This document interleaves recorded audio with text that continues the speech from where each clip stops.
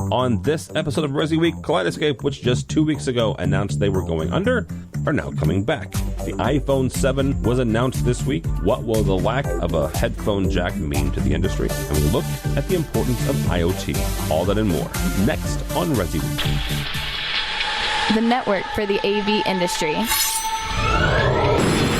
What are you listening to? This is AV. This is AV Nation. This is AV Nation.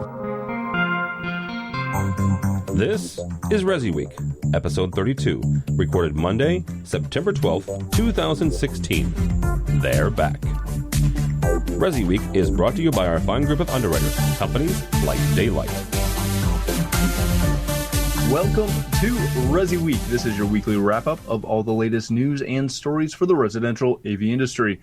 I'm your host, Matt D. Scott for AVNation.tv. Today, I am joined by my good friend, Jeremy Glowacki, the editor of Residential Systems. Jeremy, how are you today?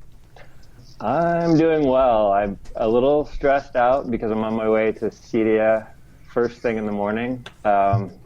Once I get there, if I can get a hotel room, I will take a nap. But to get the best flight, I had to leave at, there's a word for it, and it involves the words dawn and dark crack. 30? No. The crack of dawn. So other than that, yeah, I'm great. And I'm honored to be with the two main dudes here. Well, you know. Special guest. I know. You're the guest of honor. He is. And the not-so-guest of honor, no. Our other guest today is my good friend, Timothy Albright. He is the founder of this great channel, AV Nation, and a good friend of mine, and unfortunately a Bears fan. Yes. Yeah. Yes. That was a horrible game yesterday. It was. Yeah. I watched most of it. Yeah, I'm sorry. But it was bad. Yeah. I'm like Jeremy. He's heading out a day before I am. Yes. I'm headed to CEDIA as well on Wednesday. That's good. I am not because I have a baby. So unfortunately, my wife said no. I have two babies, and Jeremy has kids. You know, we've got. Yes. Yeah, no. Yes, but mine is about yay big. Oh yes. Cries weeks a lot. old, not years. Yes, and feeds every hour and a half. So yeah, no, I unfortunately will not be attending, but I'm sending you to cover and interview. Yeah. So it's gonna be great. Yeah. But let's dive right in. Just when we thought they were out, they came back. Kaleidoscape is back. This comes to us from Residential Systems and our good friend John Siaka, who, you know, I kind of feel like he might have had some insider information when he wrote that post after they closed with the review on the new product that was never going to see the light of day, as he's now writing another article about how they're back. If you haven't heard the buzz, Kaleidoscape is back. They've got a funding transition, or injection, I should say, and they're back. Jeremy, did we expect this? Was this something like I know we talked about this. We talked about, you know, who's going to pick them up, what's going to happen to them. They can't just divulge and disappear. Were we expecting the cash infusion? Yeah, I'm always it's kind of mystifying how all this works behind the scenes. I mean, there's a lot of big money out there. It's just a matter of whether people want to invest it in technologies that are very niche like this and focused just on the premium side. I think there was a lot of dreaming about them being acquired by a big name company of some sort.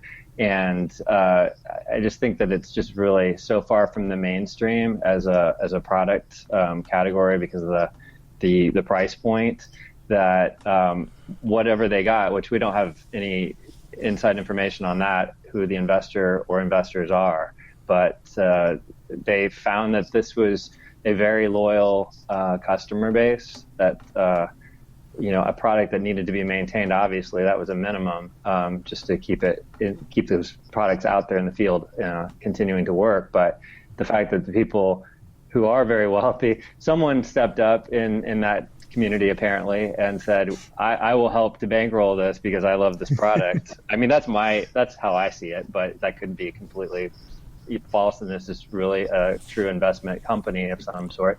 But I just feel like the people that are clients of this product are the people that probably would be willing to invest in it and keep it going. And I think that their goal down the road is obviously a sub $1,000 offering. So it's going to be a more affordable product. But right now it's what, $3,000 to start. And, it's a pretty tough product to make a mainstream case for.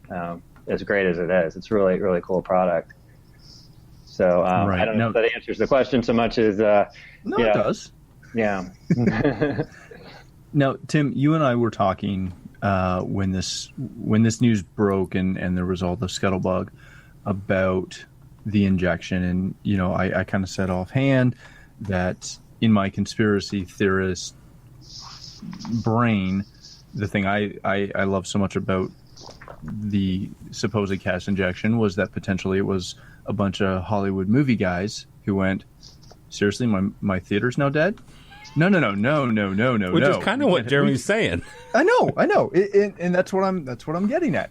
It was one of those. I kind of feel, and I have nothing to base this on other than pure speculation and storytelling.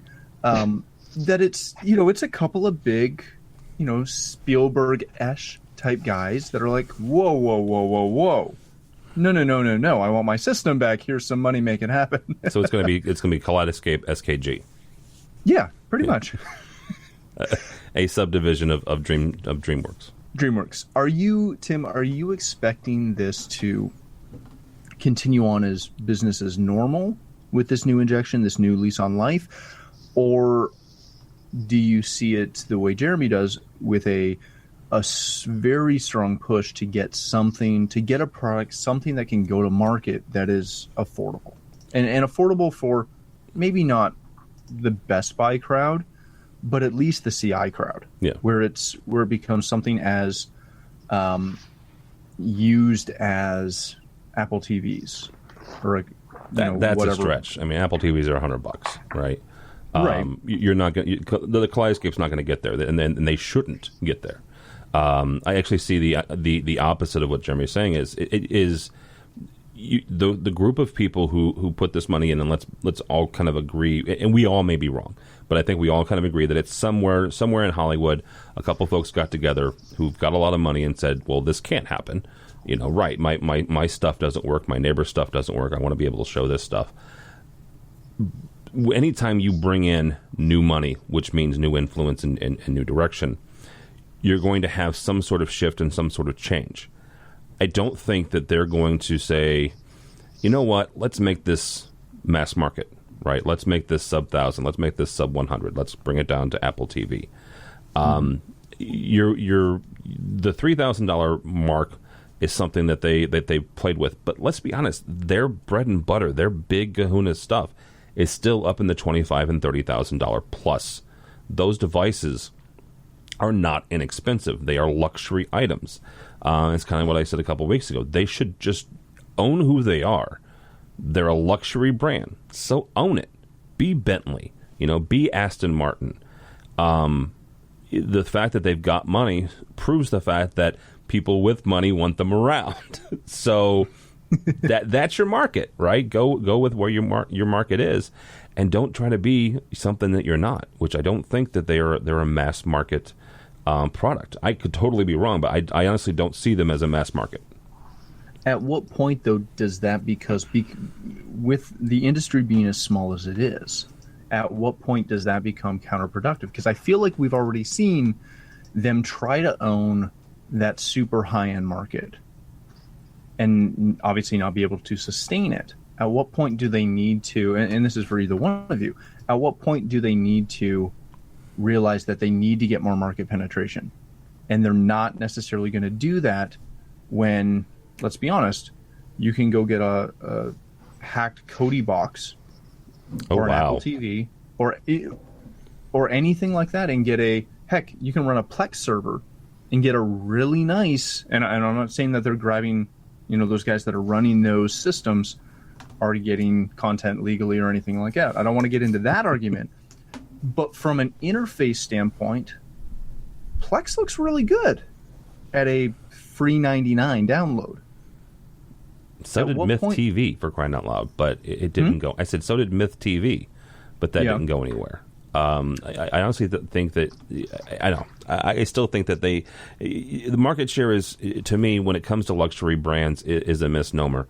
I think that is so much of a red herring, because your market share is skewed because you are a luxury brand. I mentioned Bentley and Aston Martin, just two high end cars. Look at the original Tesla. What was the market share of the original Tesla? Right, the big $250,000 But again, sports it's a car. Yeah, but still, you can still. It's not quite apples to apples, but it's apples to crab apples, maybe. They're luxury brands. The market This week on Resi Week, Tim called the residential industry a crab apple. But the market share is not accurate, because if you look at all the people who own cars, the percentage then, the market share, quote unquote, of an Aston Martin is going to be minuscule. But if you take the market and adjust it to where they should look, and that's people who make X amount of $1,000 a year, X amount per year, then that's your market, right? Same thing with Kaleidoscape. I still see Kaleidoscape as a luxury brand. You should not put them in the same market as people who shop and buy at Best Buy. They're not in that market. They're in the higher end market. People who have home theaters that cost tens of thousands or hundreds of thousands of dollars. That's their market, not the lower end. Right, and I agree with that. Where I always have an issue with people using a car analogy is, as someone who's a big car guy, yes, not everyone's going to buy a Tesla. Not everyone can afford a Tesla. No. But whereas, and this is where the car industry differs so much from any other industry, is almost, I don't know, half the people that own cars know what a Tesla is. And they might aspire to get a car like that, or a Bentley, or whatever luxury brand item that is. Vehicles have that panache where everybody at some point in their life is probably going to own one. And a large majority of people, especially younger people, aspire to have certain cars. We don't have that many people that aspire to have their, own personal dedicated theater in their house. It's such a much, much smaller market share. I think the other challenge is that this channel is such a niche channel to start with, and it is typically a luxury channel. But there's a clientele that is a more attainable type price point for a home system or a theater. So the people that are members of CEDIA that are in this trade, they're doing these mega projects maybe once a year. It's their whale. It's not their everyday project. And so even if they're a Kaleidoscape dealer, they may not be selling Kaleidoscape that often during the year. They may not have a budget for a Kaleidoscape in every project. They probably don't. So they're selling an Apple, or they're working around an Apple TV or another streaming device that's $100 or sub $100. And that's the reality of that system. That's what streams the content. So the Kaleidoscape is the one that they wish they could sell every time, but it's just not going to happen. So it's a niche within a niche. I think it needs to expand just within the channel, let alone like looking at the outside world. I think that's where that price point situation comes in. If you can sell Kaleidoscape if you can make the case for, you need to step up beyond Apple TV, and this is why, because you can That's a good point. Yeah. Put your collection together. And again, we're talking about boomers, probably people that still own a lot of media that they want to, store or whatever it is. I think the world is changing, obviously, to a pure streaming world, and that's where this Kaleidoscape is probably they may have to get closer to the release date of movies too. More of a prima cinema type model, if that could happen. I just think that they just their limitations are within the channel itself. So. Well, and let me ask you this, Jeremy. Do you think that if all three of us are right and in our speculation and that there is Hollywood money in here, is that a possibility where they do start, either there are some systems where you can they were testing, I think it was the last Spider-Man movie, where you could purchase for $50 or $100 the movie that day, the day that it opened. You think something like that's possible with Kaleidoscape if we're right and if there's Hollywood money in this? Yeah, I mean, Prima Cinema is the one I can think of that's like that, and they're limited with their deals that they have in place. So it's not every movie that's released, but I don't think they're doing all that great. It's such a high premium product and so locked down with the dealers that they work with, and I think they're very much they have angel investors and people like that, I've heard, that keep them in business essentially, and I'm not sure that model is even working there, but maybe Kaleidoscape, because it's not so high. I mean, it's premium, but it's not like this esoteric kind of premium. They might have a better chance at it. Maybe they do have that support. I don't know. I think that's just something that's out there being discussed. I'm not sure where it's going. And I think that's that whole side is if they can, Kaleidoscape that is, if they can get to a point where they are something that at least has the option of being on every spec for every, system that's installed by Cydia channel guys and girls. If it's something that can get as synonymous as, hey, we're going to throw a receiver on this, we're going to throw a Kaleidoscape on this, the way we used to throw a Blu-ray on. I think that's where it gives them the power to stay consistent, stay relevant, and if they are able to work out some sort of deal with the major studios and with Hollywood, all the better, because people would pay for, like I know with my clients, probably half my clients would pay for a box that allows them to get something, even 2 weeks after a release date. They would be all over that, especially if it was $1,500, $1,000, or $1,000 US, 1,500 Canadian, whatever. They'd be all over it. But I think we can beat this one for quite a while, and we're going to follow it because it's a fun story. It's back from the dead. I like it. But let's move on to something else that I get excited about.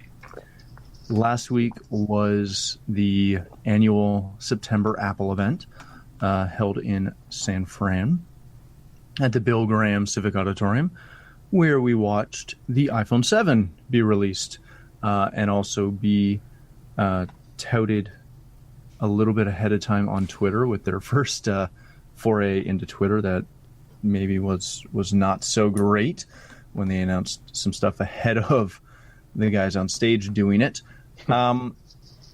So, what's new with this? They finally scrapped the 16 gig option, finally. They're, as usual, taking pre-orders last Friday and starting to ship on the 16th. But probably the two biggest things is the 7 Plus will have a dual camera on the back. That's going to give them a bunch of really, really cool photography options. But, and this is the one that's made the most rounds, it doesn't have a headphone jack. So, Jeremy, your headphones that you're wearing won't really work anymore. On his iPhone. I know, but... well, with the dongle, they will, yes.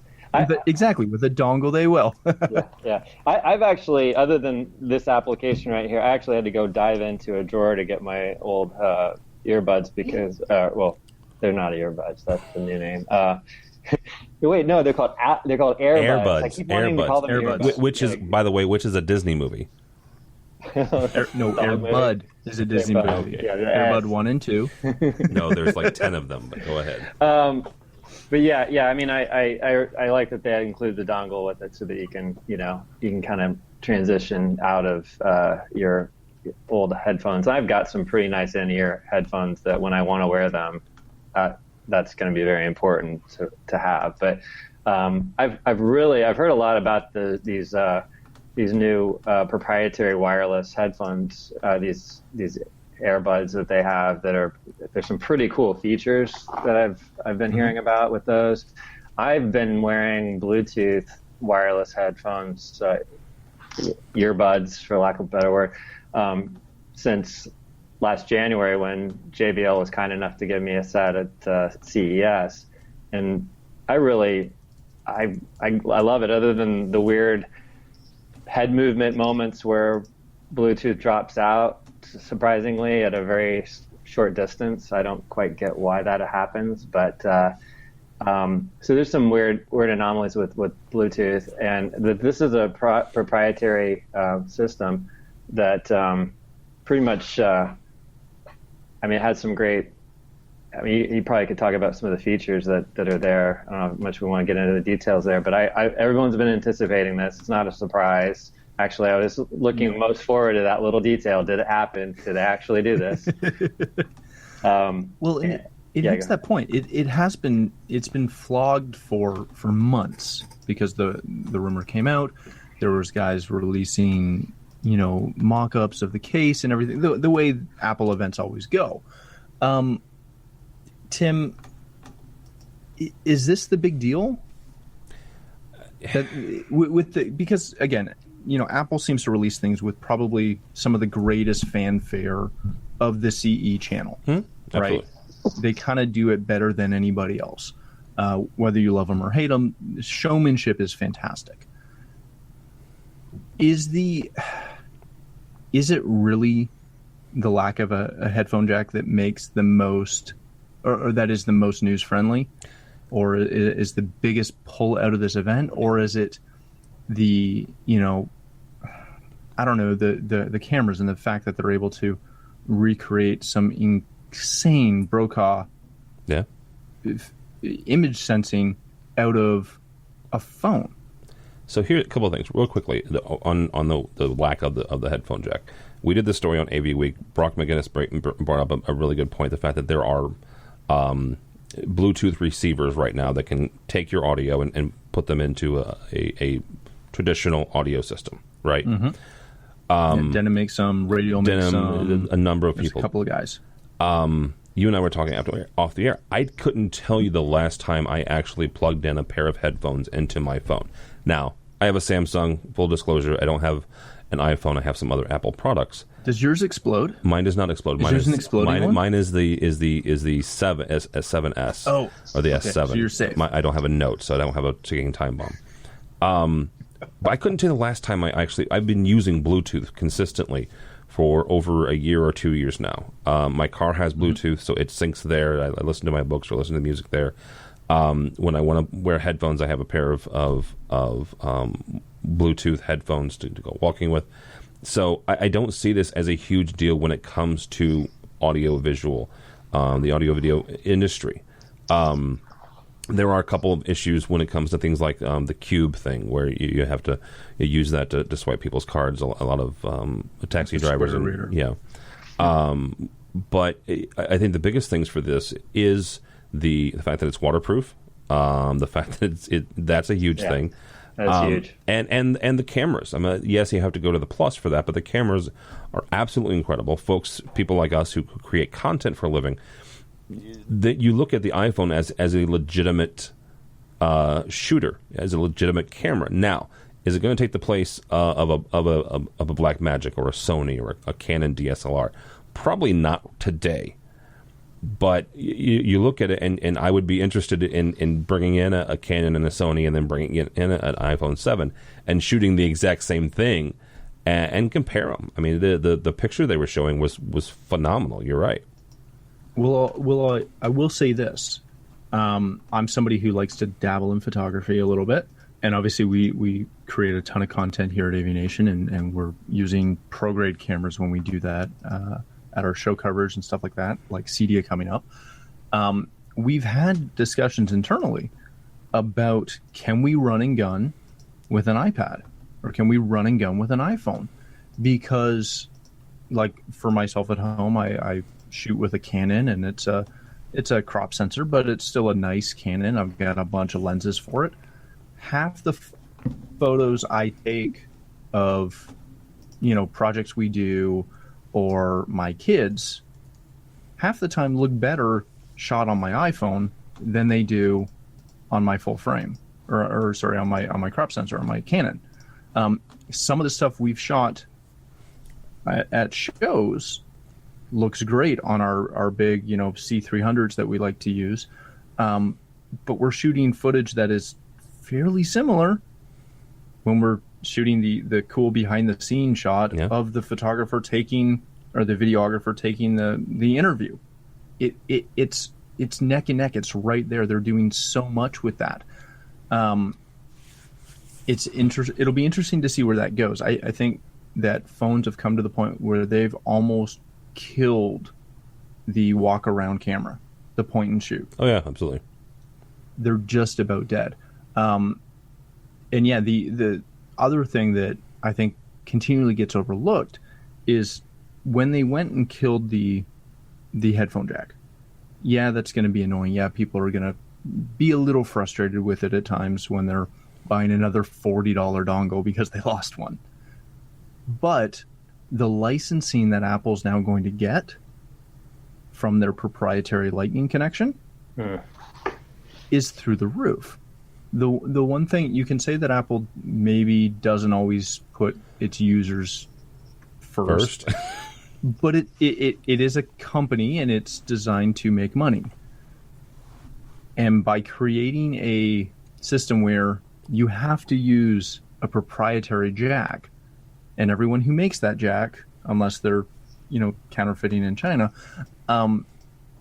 they have to pay a licensing fee. It is just another avenue for Apple to increase its massive cash holdings. Well, and I mean, not to make it sound like that was their purpose. So it'll be very where it goes. Last I heard, or last I saw, their pre-orders were fairly high. So it'll be interesting to see what's up. We've got just a few minutes left. Let's hit this last article real quick, if that works. And this comes to us from our own Jeremy Glowacki. He wrote this one, keeping up to date on IoT. In this article, he's talking about how IoT is a great thing, and consumers are starting to get all over it, but the consumers that are kind of looking for IoT aren't always realizing that there are experts and stuff in that field, because it's IoT. It's not really integrators all the time. Jeremy, you talked with Nikos. Am I saying that right? Right. Can you give us a little bit more background on why he started and developed this website? Yeah, this guy. Sometimes somebody just falls into your lap as far as a contact or a resource in this industry, and this is the case. Nikos is in Cyprus, an island near Greece, and he's an integrator, just like everybody you meet in this industry. Just a really good guy. I mean, not anybody different than anyone in the North American market.